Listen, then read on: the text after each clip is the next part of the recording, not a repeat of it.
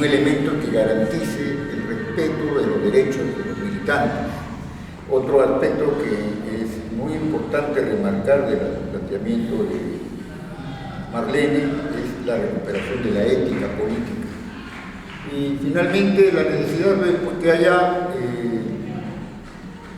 al interior de las propuestas una expresión clara de la posición frente al gobierno en todo aquello que significa pues, el carácter autoritario que ha caracterizado y que de alguna manera se trate de buscar un diálogo del Congreso o del nuevo Congreso con las autoridades del Ejecutivo, porque entendemos que los problemas del país son problemas de todos y no se puede pues, pretender y rogar el Ejecutivo o el Gobierno la solución o el manejo de los temas, más allá de que pudiera tener parte de razón, al menos algo así entendemos. Seguidamente, en esta misma línea, tratando de establecer algunos aportes para una probable estrategia del partido y propuestas en esta campaña electoral que tenemos, en la que ya estamos para el próximo Congreso complementario, compañero Juan Carlos.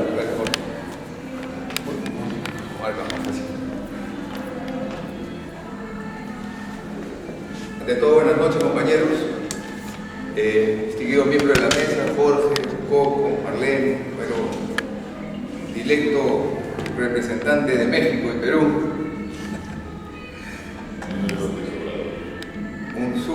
Una súper disertación, me gustó muchísimo los dos. Bueno, agradecerle a Nuevos Rumos y a todos los militantes que nos acompañan hoy día.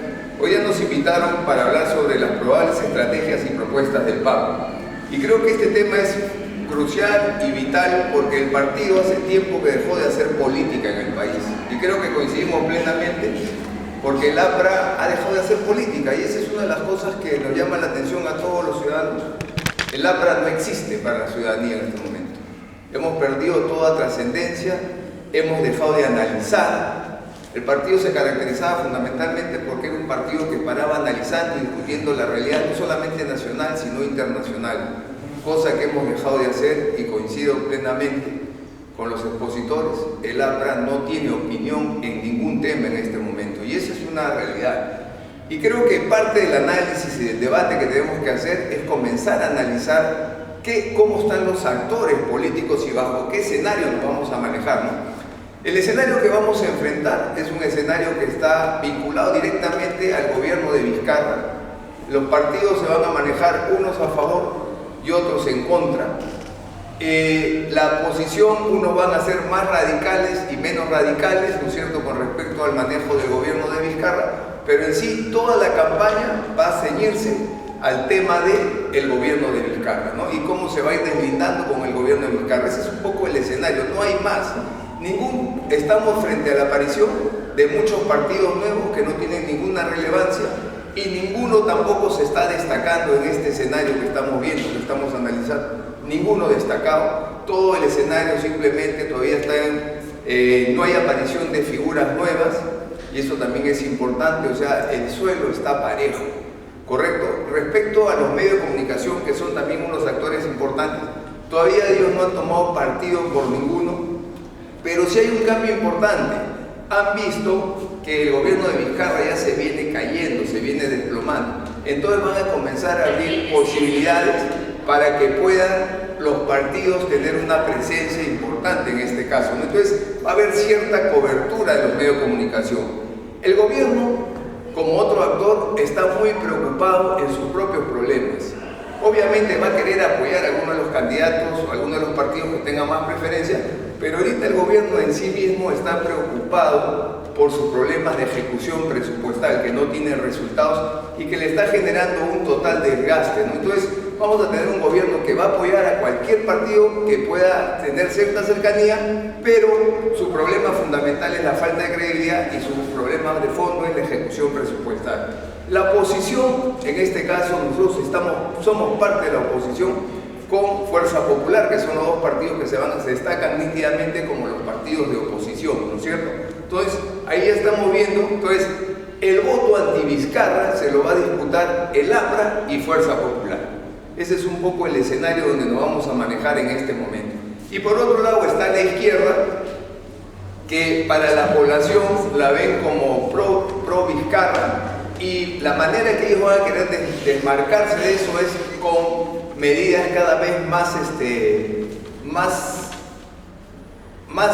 revolucionarias, más jaladas hacia ultrista, no es la palabra revolucionaria, no, sino ultrista, para tratar de buscar desmarcarse, ¿no? Entonces, y si eso se sabe explotar y se sabe potenciar, nosotros podríamos, ¿no es cierto?, dejar aislada a la izquierda, ¿no? Depende cómo el partido se maneje. Entonces, ya más o menos habiendo definido este escenario, el partido, y en este proceso tenemos que tener algunas cosas claras, ¿no?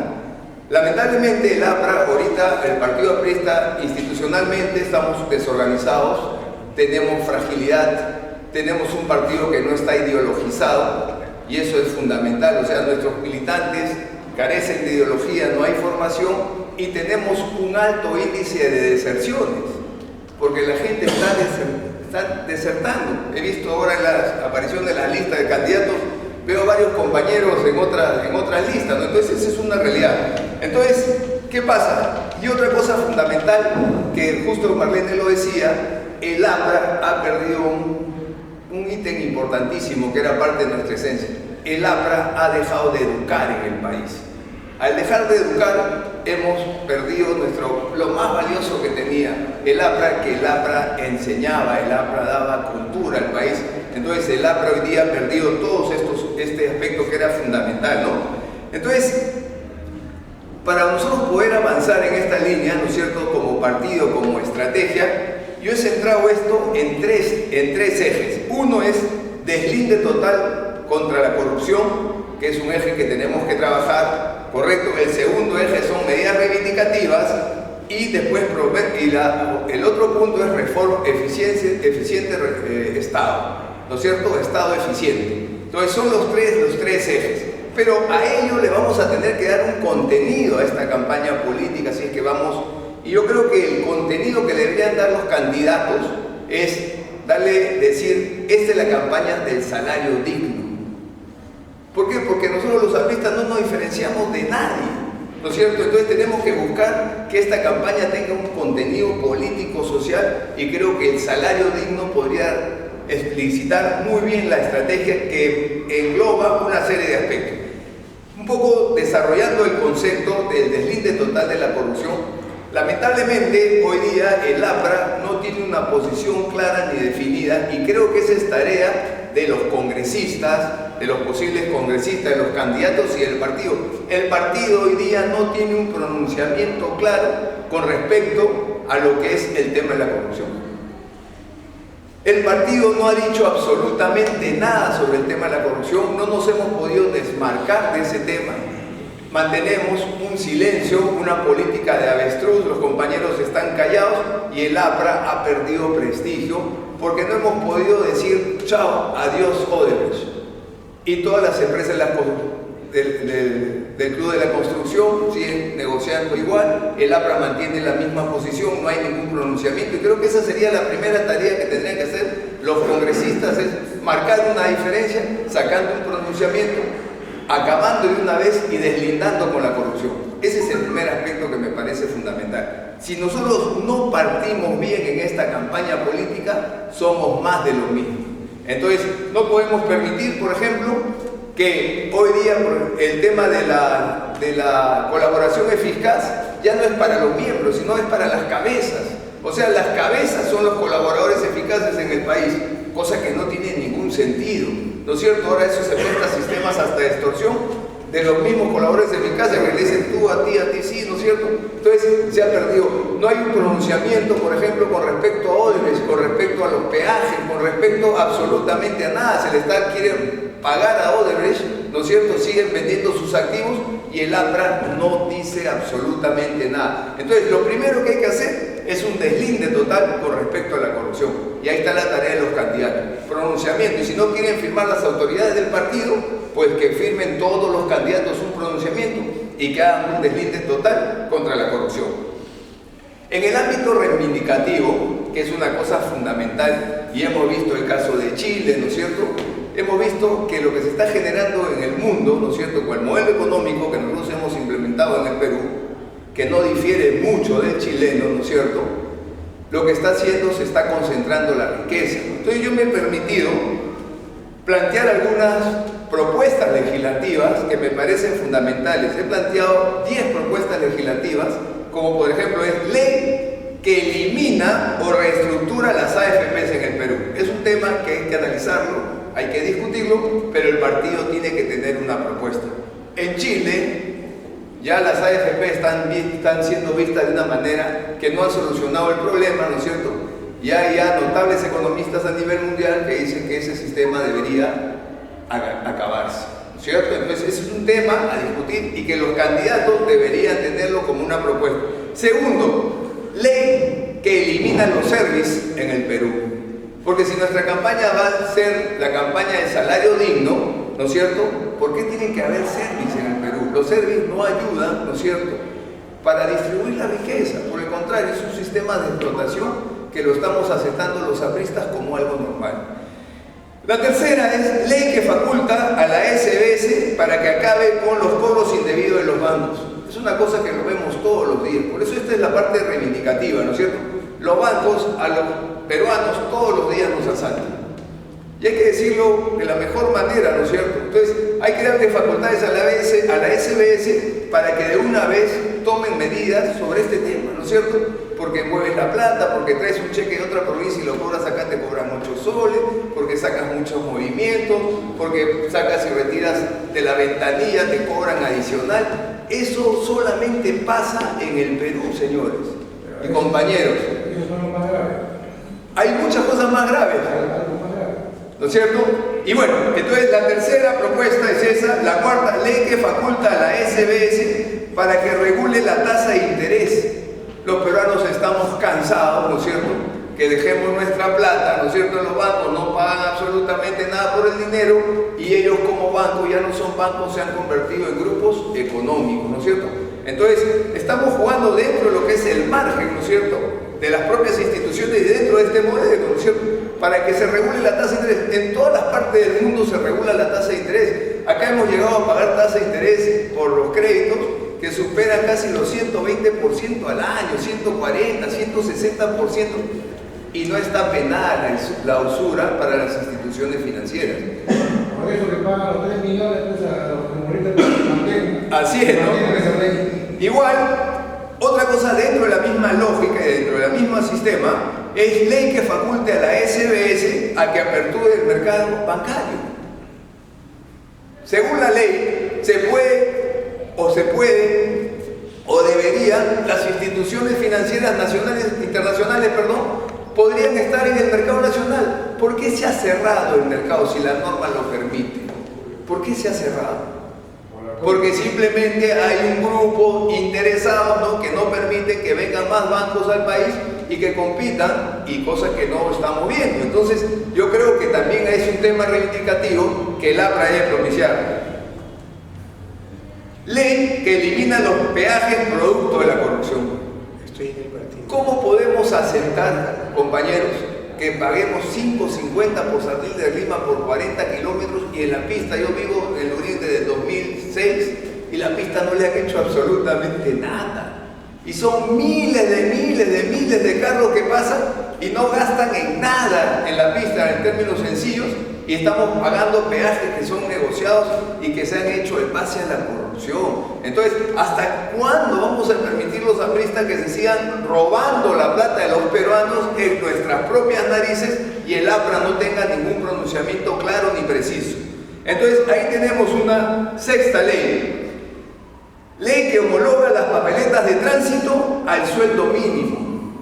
Cosa que me parece importantísimo, y acá está nuestro candidato Óscar Fernández, que representa al sector transportes, y yo quiero felicitarlo, darle un fuerte aplauso también, pero un fuerte aplauso.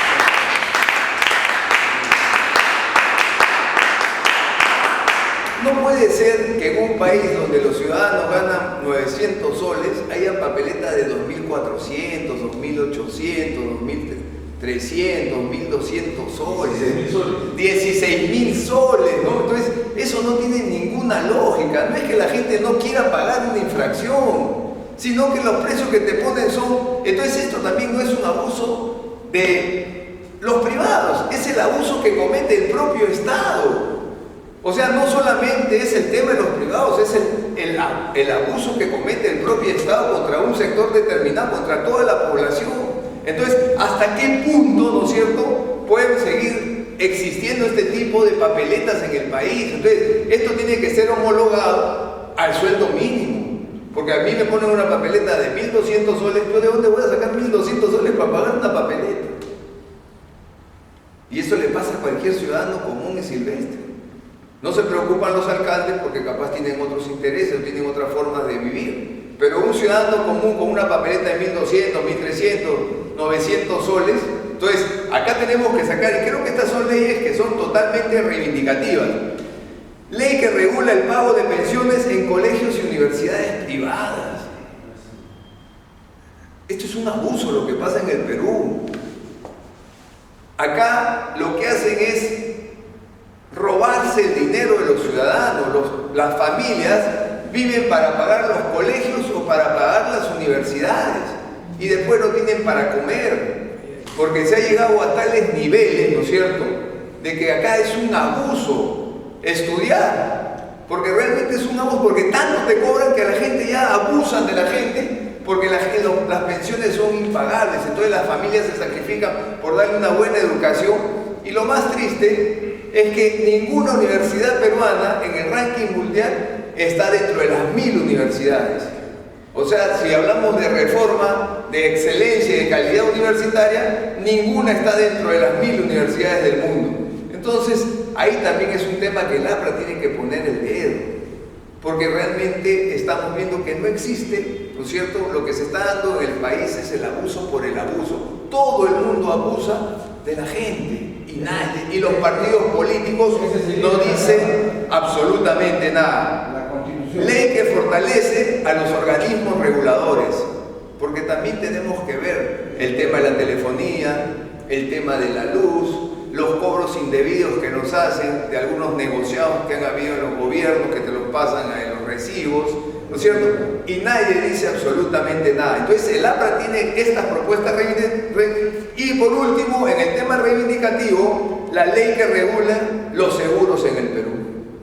Porque también ahí en los seguros encontramos una serie de situaciones muy complejas, ¿no? Que si tú pagas un mes, no pagas, automáticamente pierdes el seguro. Si no estás al día, has pagado 10 años, pero justo cuando te enfermas no pagaste ese mes, no tienes derecho al seguro, en fin. Entonces ahí también se necesita hacer un trabajo, ¿no es cierto? ¿Por qué? Porque estos grupos económicos y también el Estado están abusando de la ciudadanía. ¿O queremos que esto explote como en el caso chileno? Es la Constitución. Correcto. Entonces, eso es algunos de los puntos del segundo eje, que es el eje de acciones reivindicativas, ¿no es cierto? Y el tercer eje es el Estado eficiente. Entonces, con respecto al Estado eficiente, que tiene que ser una propuesta, ¿no es cierto?, del partido, hay que decirlo claramente: el Estado como está no tiene rumbo, no tiene dirección. ¿Por qué? Porque el Perú es el único país que en el siglo XXI no planifica su desarrollo. Hoy día nos manejamos por el sistema, se llamaba antes SNIP, Sistema Nacional de Inversión Pública, hoy se llama Invierte Perú. Pero es un mecanismo, una modalidad que si tú sigues la metodología, un proyecto lo puedes hacer viable para que esté sujeto para que puedan conseguir presupuesto, ¿no es cierto? O sea, puede incorporarse el presupuesto de la República. La pregunta es si todos los proyectos que están sujetos a conseguir dinero del presupuesto de la República le interesan o son de prioridad para el país.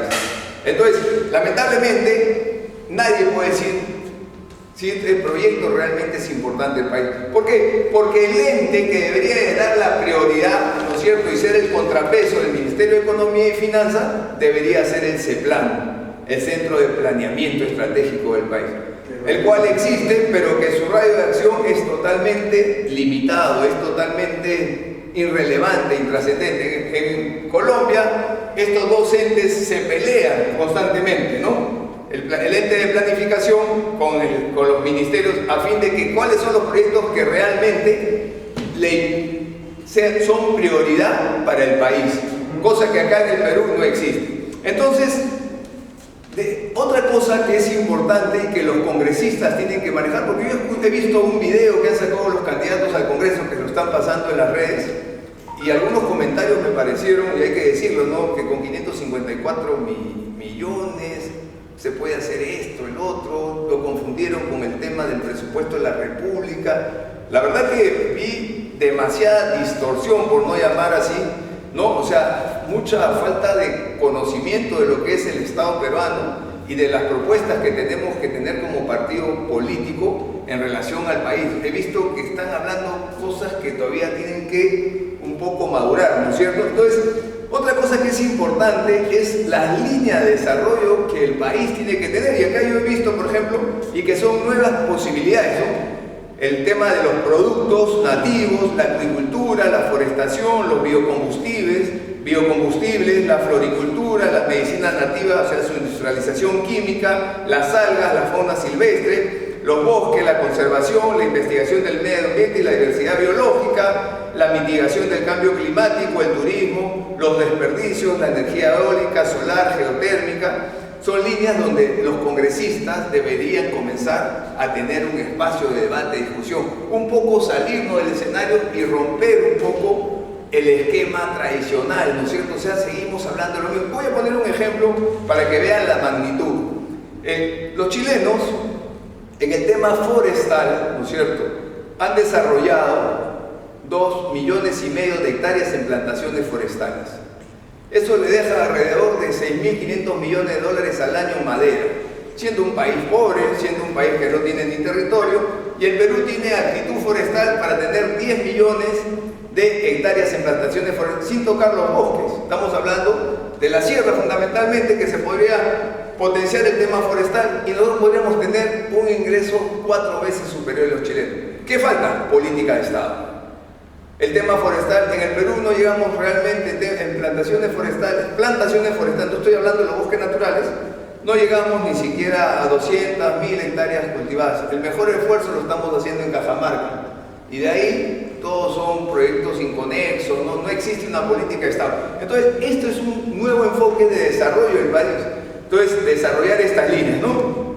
Entonces, y otro problema de fondo es el tema de la ejecución presupuestal, que los congresistas, que son los que aprueban el Congreso de la República, tienen que plantear una nueva forma de ejecutar el presupuesto, porque el actual realmente ha fracasado, ¿no es cierto? Al menos existe mucha inoperancia y probablemente el sistema o la forma como se está ejecutando el presupuesto habría que cambiar, ¿no? Entonces vamos a plantear algunas propuestas. Entonces, dentro de las propuestas de eficiencia del Estado, estamos planteando ley que convierte a COFIDE en un banco de desarrollo y de primer piso. Esto ya sí implica una reforma constitucional, porque bajo la lógica del principio de subsidiariedad, el Estado no podía participar directamente en la economía, pero también hay una realidad. La realidad es que hoy día el Perú ya no es un país pobre relativamente.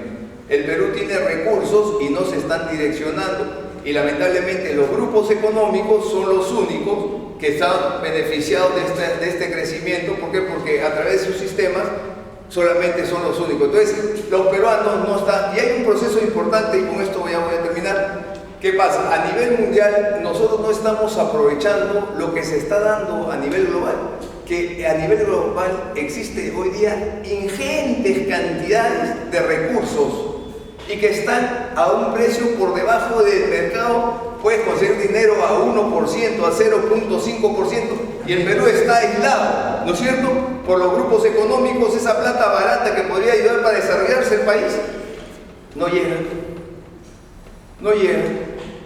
Y COFIDE, que era el ente de desarrollo, es un banco de segundo piso, o sea, necesita un intermediario financiero para pedir. Si yo llevo un proyecto a un banco para hacer una bolichera, ¿quién me va a financiar eso?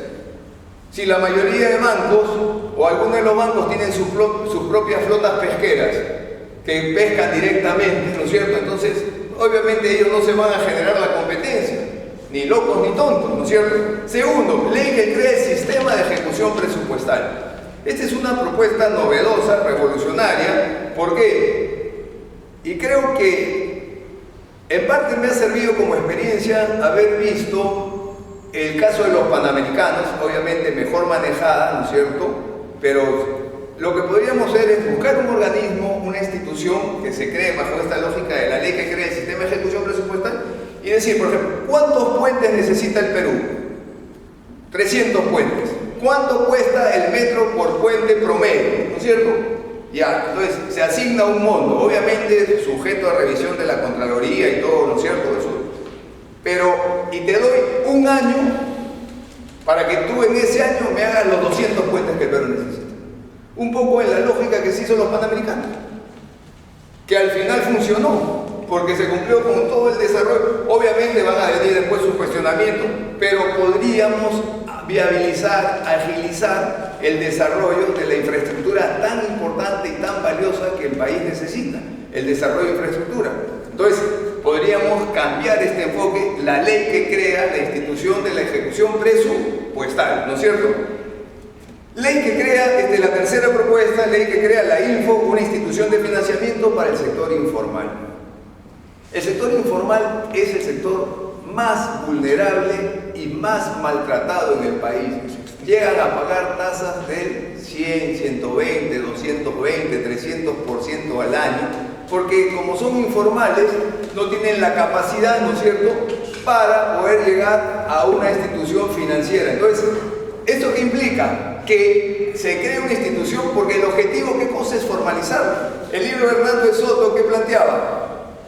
Que las casas que no tenían título de propiedad, había que darle el título de propiedad para que tengan una función económica y te sirvan para garantizar, ¿no es cierto?, un préstamo, ¿no es cierto? Ese es el fondo de ese libro, el gran descubrimiento de Hernando de Soto. Y nosotros tenemos un sector informal pujante, ¿no es cierto?, pero que no tiene capacidad ni acceso a créditos. El que haga más trabajo. Y que da trabajo, ¿no? Más trabajo, mejor. La otra propuesta es la ley de fortalecimiento del CEPLAN, ¿no es cierto? Darle la jerarquía al CEPLAN para que sea pues un ente rector. Que hoy día la tendencia mundial se llama planificación indicativa. No vas a ordenar, indicas. Esa es un poco la lógica, no es como la planificación rusa que tú ordenabas y punto, no. Hoy día lo que tú haces es indicas qué es lo importante, qué es lo prioritario. Miren, hijo, si ahorita yo les pregunto a cada uno de los asistentes cuál es la obra de infraestructura más importante del país, cada uno va a tener una opinión diferente. ¿Correcto? La pregunta es, ¿cuál es la obra que el Perú necesita? Eso lo tendría que decirte el ente técnico del país, cosa que no tenemos. ¿Correcto? Yo termino y de ahí vamos al debate. Por favor, ya termino. Nos hemos pasado largamente. Ya, termino acá, me falta. De pronto en la respuesta. No, que me falta la última propuesta y termino. Sí. Sí, ya termino. La otra es ley que crea el Instituto Nacional de Genética, el Banco Genético y el registro de biopatentes a cargo de Indecopi, esa parte final, ¿no? En algunos casos se requerirán modificaciones constitucionales. Implica ya comenzar a pensar en cambiar el modelo económico del país. Cambiar la constitución. ¿Correcto? Entonces eso ya implica un cambio, una modificación del modelo. Entonces, un poco esta era la propuesta, porque si el objetivo era probables estrategias y propuestas del PAP, teníamos que haber hecho el diagnóstico, ¿no es cierto? Y creo que esta campaña, los congresistas nuestros del Partido Aprista Peruano, de nuestra institución tan querida por nosotros, deben darle contenido. Y creo que la forma de darle contenido que esta campaña se denomine la campaña del salario digno. Entonces eso ya marca una diferencia y creo que todos los compañeros, todos los candidatos y todo el partido debe comenzar a reivindicar el salario digno, porque lo que no queremos es que pase lo que está pasando en Chile en cualquier momento en el Perú, porque el modelo peruano al chileno no difiere mucho. Entonces, y en el momento que esto reviente, nosotros como partido político también vamos a ser arrasados y ahí sí vamos a entrar en una muerte civil realmente. Y ahí sí el hambre ya no va a poder reconstituirse porque la misma sociedad nos va a barrer del escenario. Entonces hay que actuar con inteligencia, hay que actuar con mucha inteligencia y tener propuestas muy y muy importantes, y sobre todo que entiendan la difícil problemática que tienen los ciudadanos peruanos en este momento, que todos los recursos que tienen única y exclusivamente les sirven para pagar, y que también a su vez se siguen endeudando para seguir pagando, ¿cierto? ¿Correcto? Entonces, si nosotros no entendemos eso, no vamos a poder calzar con la sociedad peruana y no vamos a poder solucionar los problemas. Entonces, un poco este era el diagnóstico, el análisis que habíamos hecho con respecto a las propuestas, y creo que el partido tiene una posibilidad siempre y cuando comencemos a analizar, comencemos a discutir y sobre todo cumplamos el rol más importante que tenía el APRA, que era el de educar y presentar propuestas al país, que es lo que hemos dejado de hacer. Muchas gracias, compañeros.